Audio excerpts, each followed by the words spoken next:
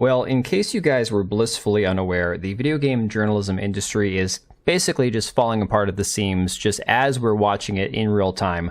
The money is drying up, the advertising revenue is just not there, and it's pretty beautiful to see because honestly, these are some of the most vapid, narcissistic, toxic, the actual definition of toxic type of people in any sort of news industry because they're all unhappy with their career choice because none of them actually like video games. They're just here because they can't get a job at CNN, they can't get a job at the New York Times, they can't get a job for any major news organization. So they get stuck covering video games, which is something they absolutely detest due to the fact that they hate gamers because they're mostly straight white men. At least they typically have been up until a point.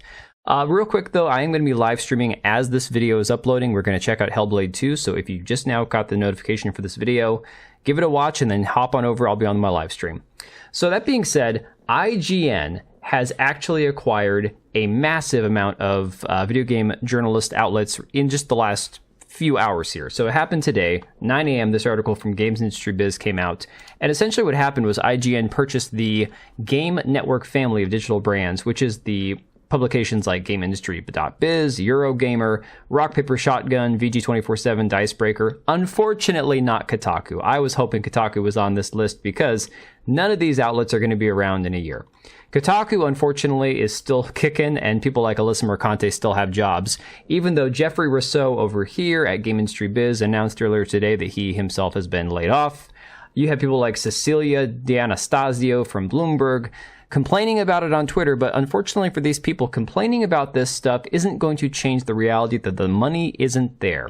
They have chased off so many of their readers because they stopped focusing on video games, they stopped making game guides, which was their number one purpose for us video game players, was to go to them for information about a game, and they replaced all that with their politics and all their lectures about pronouns and everything else that we are just kind of getting hammered over the head with every day nonstop by these people.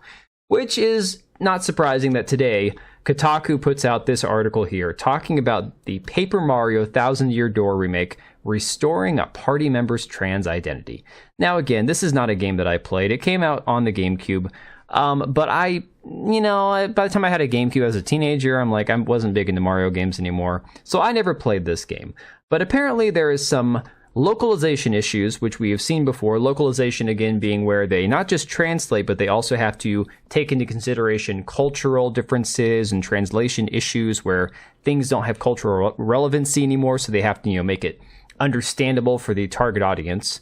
Unfortunately, whoever does that has massive control over how the translation actually happens. And so where something might have had one meaning that was completely whatever, just super subtle, they can take and stretch to make it whatever they want it to be. And so, of course, we have outlets like The Gamer running with this, talking about how it seemingly confirms that Vivian is trans, Vivian, this character here, which apparently was originally a femboy. So you have a lot of people, especially that Park Place article, pointing out that in the original English localization for this game, which was released in 2004, Vivian was depicted as a girl. However, as noted by YouTuber Short Fat Otaku during an appearance on Side Scrollers, the original Japanese version of the game describes the character as an otonaku. Oh, sorry, my Japanese is non-existent. A takonako, or a femboy, basically a male who dresses up in women's clothes. I guess the Japanese version of a drag queen or a crossdresser. I don't know. I guess that's what they call a femboy, right? And so it says in this video, in the original party info and in the original Game and Goombella's tattle log, it says that Vivian is an effeminate male, otherwise known as the male daughter or femboy or a trap. Not trans, that's a delusional headcanon. His catch card uses the same word, again, not trans. And again, a lot of people have pointed out that, unfortunately, this is where we get lost in translation. In, our U.S. English vernacular here, all these different things like cross-dressing, otakonako, new half, okama, gender bender, all these identities that they have in Japan, which, again, I'm not a big fan of. I don't get into all this weird gender furry stuff. We basically lump them all under transgender nowadays in America. I mean, hell, even drag queens are being lumped in as transgender when they didn't used to be considered transgender for some weird reason. But then we've got Packer Girl pointing out that in the original translation, Vivian is still a boy. So in the English here, it says, one of the Shadow Sirens, Vivian suffers from a bit of an inferiority complex. That's the translation for the Japanese, where it used to say, a former member of the Shadow Trio, he may look like a girl, but he's actually a boy. And so again, there didn't used to be any of this idea that he was a trans character, that he was actually a boy that thought he was a girl. It's simply this Japanese culture where you have this character, this person, who is a dude who just likes to dress up like a chick. He likes to be effeminate. He probably paints his nails and wears makeup, you know? V, of course, the Romanian YouTuber, says, guys, stop DMing me this. I know it's shocking that the progressives force their gender ideology in a video game and are now worshipping this picture like the Messiah, but really it's not surprising. They can't help themselves. They know their ideology is vastly unpopular, so they have to sneak it into your house somehow. And again, you see this person who's like, oh my goodness gracious, this is not an edit. We won so hard. And the game, the translation now says, the truth is, it took me a while to realize I was their sister, not their brother. Now their usual bullying feels heavier. So basically, Vivian's now saying, well, because now I realize that even though I'm biologically a male, because I'm not, you know, actually their brother, I'm their sister, it just hurts worse that they bully me now. Some crap like that. I don't know. It's just insane. But of course, if you go on Twitter, I'm careful searching this tag Vivian. I was trying to find people talking about it, and all I got was like a bunch of prawn. There is so much fan art, so many people celebrating this as some sort of huge win because, oh, look, we got one. We made another trans character out of one that didn't used to be trans. It's like some sort of weird, like, victory in a battle that they're just celebrating. It's bizarre. It's the most asinine, mentally ill thing I've ever seen. The amount of people that, like, just get so excited every time they claim another victim. And of course, this localization thing I was talking about, we've seen it with so many different things.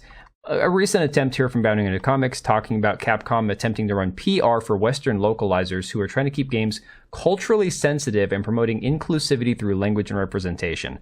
And that's exactly what all this is, guys. It is just them trying to push an agenda, trying to appeal to the sensitivity readers, trying to make things more inclusive and diverse, and of course adding context and meaning for things that never needed it or where that context didn't exist in the first place. Because again, Japanese culture is not American, it's not Western, it's not like the rest of the world. They don't necessarily mean transgender if they have somebody that's a femboy or whatever. It's just a different cultural representation of their gender. And again, I don't get into all the gender identity stuff, guys. Again, I'm not judging, I'm just saying it's not my thing as far as like femboys and all that. All I know is we tend to, over here in the West, lump everything under these gender ideologies like transgender or demisexual or whatever, and it's just getting out of hand, especially because these localizers are basically rewriting history to suit their narrative, and it's getting exceptionally out of hand. So I'm going to end right here. I'm going to hop on Hellblade 2, come over, say hi, let me know what you think about all this, and I will catch you guys later. Alright, and if you made it this far, thank you so much for watching the video. Thank you for being here. I do have two channels, Minimal Effort Podcast, as well as my gaming channel. I do have a Twitch and Kick for my gaming channel. We do live streams over there occasionally, maybe once a week. And then if you are in the market for a new PC, make sure to check out Meta PCs. Click the link I have down below. Use code TBO at checkout for a special discount. Thanks again for watching, and I will see you next time.